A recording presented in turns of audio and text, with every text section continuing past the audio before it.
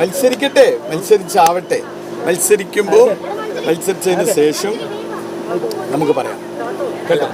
ഷൗക്കത്തിനെതിരെ കുറെ ഗുരുതരമായ ആരോപണങ്ങളൊക്കെ ഉന്നയിച്ചിട്ടുണ്ട്. അപ്പം ഒന്നിനും മറുപടി ഇല്ലാന്നാണോ?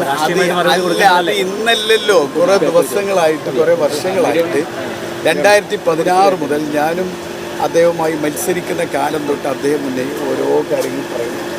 അദ്ദേഹത്തിൻ്റെ ഫേസ്ബുക്ക് പോസ്റ്റ് എടുത്താലും ഞാൻ എൻ്റെ ഫേസ്ബുക്ക് പോസ്റ്റ് നിങ്ങളൊന്ന് പരിശോധിച്ചു.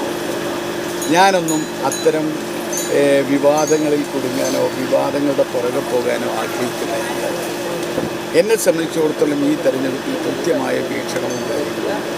ഇനി അദ്ദേഹം സ്ഥാനാർത്ഥിയാവട്ടെ, സ്ഥാനാർത്ഥിയാവുമ്പോൾ താങ്കൾ തോൽക്കും എന്നാണ് അദ്ദേഹം പറയുന്നത്. അല്ല, എന്നിട്ട് അദ്ദേഹം താങ്കൾ ഈ